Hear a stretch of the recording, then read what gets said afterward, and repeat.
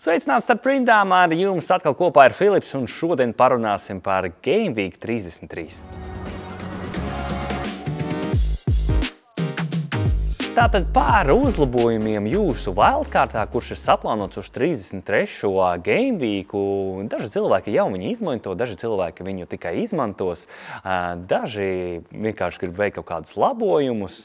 Otrā tēma būs Phils Fodens pret Erlingu Haalandu un nobeigumā kā parasti nedēļas uzvarētājs. Ko es pats būtu pamainījis savā wildcardā? Sākšu ar vārdsargiem. Kelleheris mani apmierina, bet Chelseas vārdsargs iespējams es būtu izvēlējis Pickfordu viņu vietā, jo man likās, ka 34. Game Weekā dubultās spēles būs arī Chelsea, bet tas notiks tikai 35. Game Weekā. Arī gribu pieminēt to, ka Rāja jau startē kausos, un es esmu nedaudz neziņā, ko Pochettino izvēlēsies uz savu nākamo spēli. Aizsardzībā, ņemot vērā to, ka man ir dubultais pāris ar Arsenālu aizsargiem, ļoti daudz iesaka, ka Gabriels ir efektīvāks par Salibu. Daļai piekrīt, daļai nē, bet es savu izvēli balstījos tieši uz to, ka Gabriels bija dzeltens un ka viņam uz to brīdi bijusi neliela trauma. Kas ir saistībā ar Bredliju? Jā, es tomēr pārliecinājos, ka centrējumi nav tik asi un nav tik spēcīgi kā Aleksandram Arnoldam, ir arī kļūdas aizsardzībā, un varbūt es būtu paņēmis Atnurī. Pussargi, tātad man liekas, ka es nedaudz pasteidzos ar Breretonu un Ezi. Es varēju viņus iegādāties nedaudz vēlāk. Šobrīd man bija iespējas nopirkt Fodenu, bet es to izlaidu. Bet par tieši Fodenu un Haalandu un par viņu efektivitāti nedaudz vēlāk.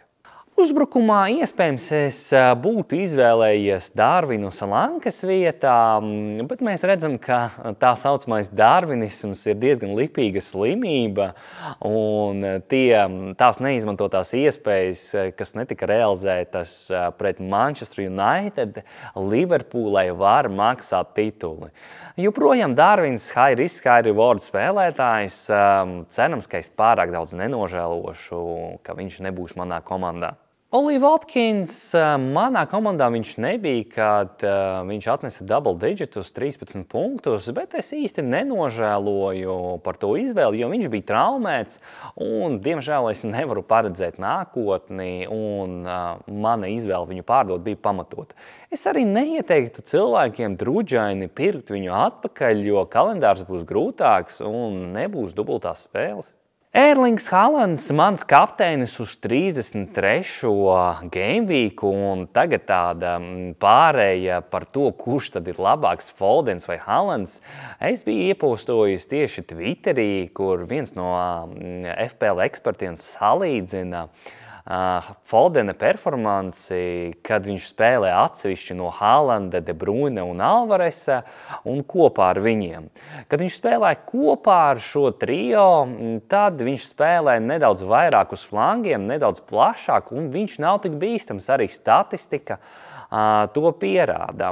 Bet kad viņš spēlē kad viņš ir iekļauts Pepa rotācija bez Haalanda, bez De Bruynes, viņš ir ļoti efektīvs, viņam ir ļoti daudz goli, daudz piespēles, ļoti daudz momentu.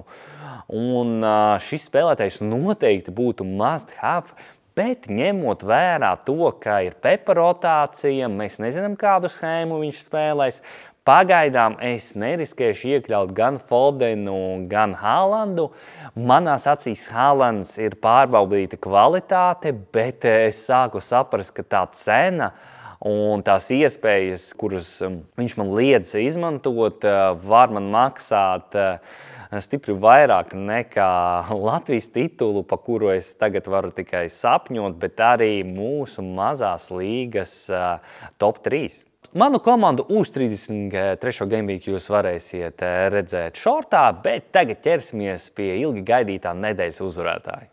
Tātad Rihards Friedenbergs ar komandu FK aizpute ar 85 punktiem, vārtos Pickfords, aizsardzībā Pedro Porro ar golu, viduslīnijā ar ļoti labu difference makeri De Bruyne 18 punktus, protams, Palmers un Saka. Priekšā Darvins Nunes, kapteinis Haalands un Morris, manuprāt, izcili nedēļa, ļoti balansēta komanda. Apsveicu tevi! Uz šīs nots mūsu raidījums iet uz beigām. Es atvadīšos ar jums uz 2 nedēļām, tāpēc dubultās nedēļas vajadzēs iztikt bez starp rindām.